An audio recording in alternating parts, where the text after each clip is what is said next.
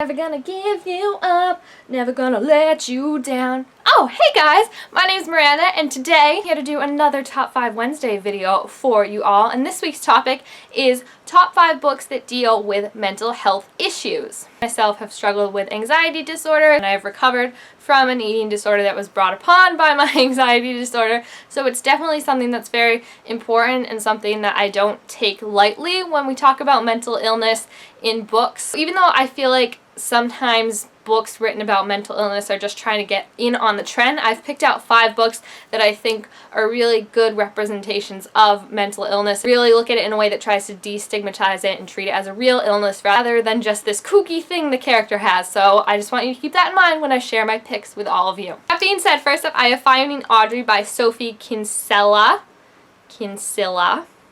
Sure. About a girl named Audrey who suffers from something I think a lot of millennials suffer from nowadays, including myself, and that's an anxiety disorder. Hers is specifically like social anxiety, like the thought of just talking to people and stuff like that. She physically can't do it. She has to wear dark glasses so she doesn't like make eye contact with anyone. So she's on the very, very extreme end of anxiety. And I feel like the book, while it does a good job of portraying anxiety and how an anxious person thinks and how your thoughts can just spiral out of control sometimes to the point where even you know they're not rational thoughts, but you just can't stop the thoughts from coming. I think the book really nails that part, but the thing that I don't like about this book and why I'm not like raving about it like everyone else is that I feel like the recovery was very, very romanticized in a way that it's not really in real life. Like, I feel like she never makes the decisions to help herself overcome her disorder. It's always other people around her or just circumstances that happen to. And if you've read the book, I think you know what I'm getting at, but that's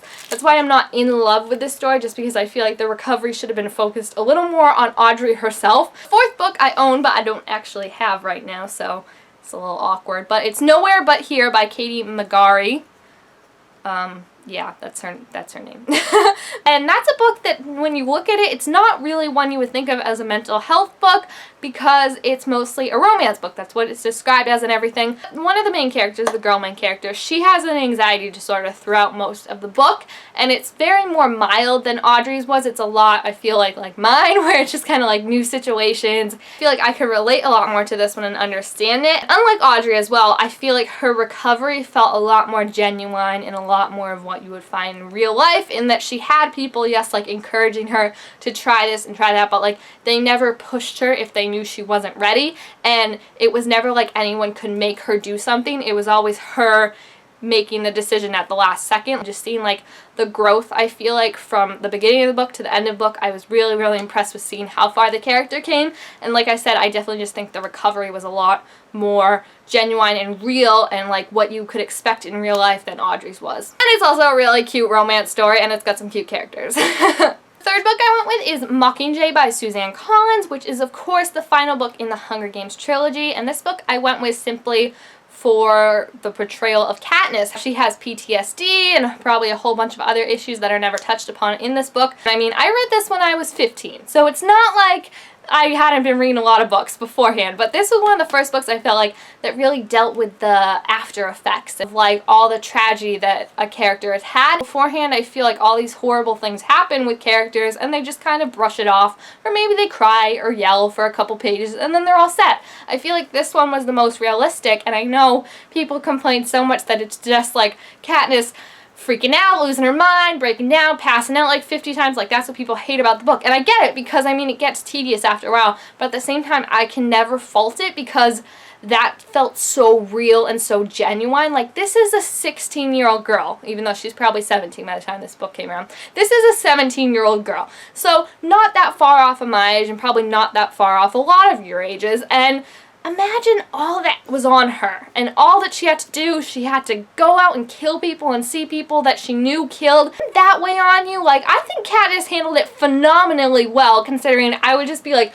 curling in a corner crying, like pretending my name isn't Katniss, like I'm a chimp or something like that, like just trying to avoid everything. So I think she does remarkably well, and I have to hand it to Suzanne Collins for not phoning it in and not shying away from the harsher effects of a life like Katniss has had, because it's so easy to laud her as like a hero and look how great her life is, she's the Mockingjay, blah blah blah, but you have to look at the side effects and how it really starts to take a toll on a person, and I think Mockingjay is a perfect example of that. Alright, my second book is Girl Online by Zoella, aka Zoe Sugg, and excuse the ugly Target sticker, I should probably take that off, but I'll just put my hand here for now because that is divergent thinking, people, and also I'm lazy. This book, I really wanted to check this book out just because I'm a big fan of Zoella, and Zoe in real life has been very open about talking about her anxiety and her panic attacks and things like that. This book has a character, Penny, who also suffers from anxiety and panic disorders and doesn't really know like what it is. She just thinks there's something wrong with her. She doesn't understand like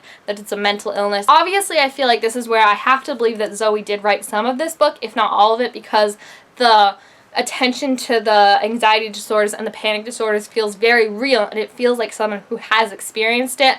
As someone who has experienced it, I can tell you that's definitely how panic attacks feel. You just feel like everything is crashing down around you and you cannot get enough air. You just feel like the walls are crumbling, and then you add in the anxiety and you feel like it's your fault the walls are crumbling, like you did, and it's such a mess. And I felt like this book was really great in seeing kind of how to live with anxiety, because I feel like Penny is someone, she wasn't really cured or recovered from it, but she just learned to live with it, and that was really inspiring to see, I feel like, and that made it feel very, very real, and I really enjoyed it. And last but not least, I have I Was Here by Gail Forman, which is probably, not gonna lie, the most depressing, somber book on this list that you'll find, and it's definitely got a lot of triggers if you are someone who has suffered with depression. The books are kind of like upbeat and happy. This one definitely has like darker moments where you're brought into like the mindset of someone who's depressed and how someone could be that depressed to take their own life. This is a story about Cody, who finds out that her best friend Meg has committed suicide, and it leaves a bunch of questions and guilt, mostly like, how could I not know that my best friend, the one person I thought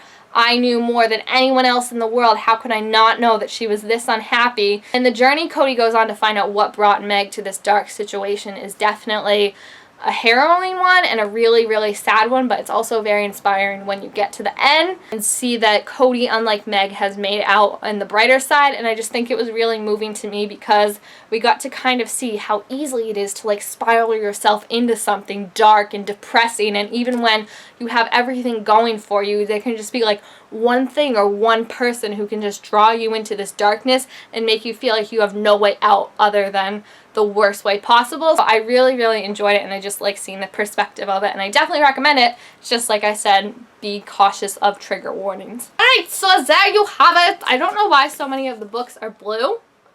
Maybe it's because blue is the color of sadness. There we go. But those are my top 5 books that deal with mental illness.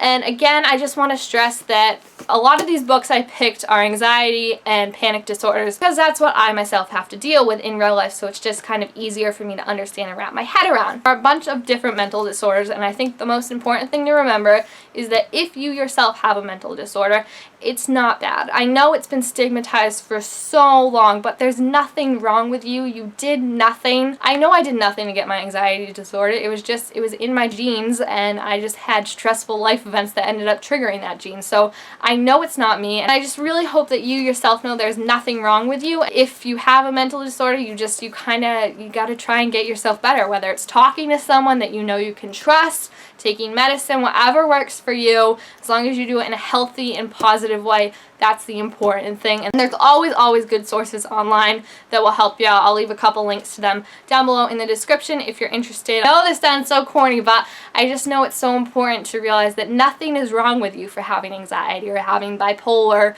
disorder or anything like that, because it's just another disease. You wouldn't blame someone for catching the flu. You wouldn't blame someone for having chickenpox, so don't blame yourself because you have this disorder. It's just another sickness that you can overcome and you can learn to live with. A little serious note I'm going to leave you guys on. Sorry about that, but it's just something I feel really passionate about because I want everyone to know that they're amazing, and never doubt yourself. As long as you're doing healthy and positive things, you're at it. And thank you guys all so much for watching. Make sure to give this video a thumbs up if you enjoyed it and want to see more videos, and don't forget to subscribe to my channel down below to be told when I make all sorts of new videos, and I will see you guys next time. Bye!